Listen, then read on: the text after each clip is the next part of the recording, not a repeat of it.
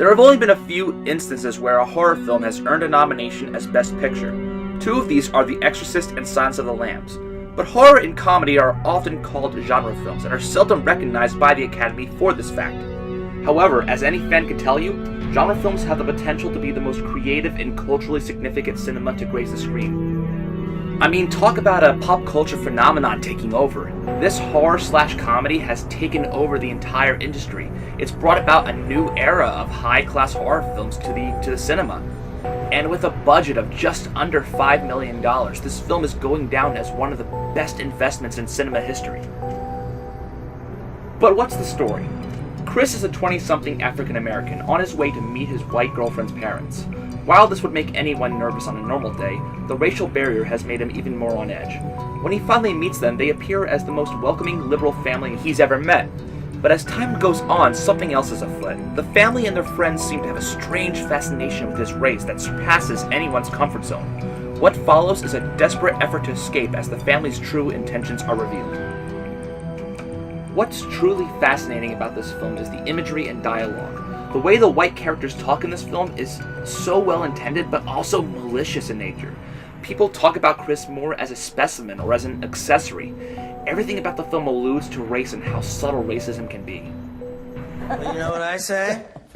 I say one down, a couple 100,000 to go.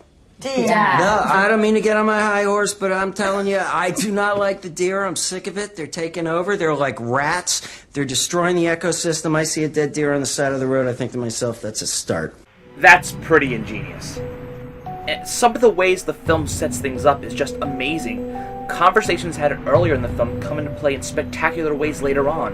There's a whole discussion about jujitsu that factors into the plot later, but if you blink, you'll miss it.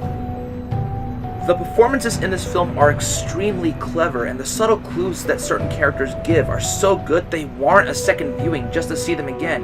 You're gonna miss so many clues and hints to what's really going on in this film within the first viewing that you'll need to watch it a second time just to understand it more clearly.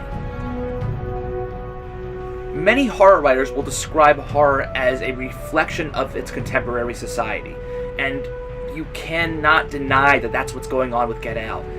This is a film that doesn't talk about old school racism. It talks about racism in the places that we feel comfortable in.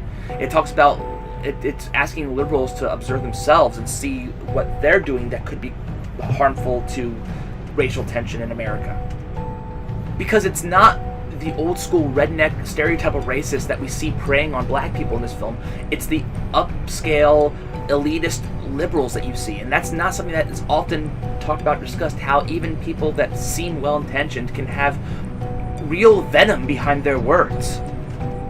In short, Get Out is an amazing horror film. It hits all the right notes, it's contemporary, and it leaves you on the edge of your seat. You're really feeling for this character throughout most of this film. All I can say is it's a perfect contribution to the Oscars this year. I liked it, and I know you will too.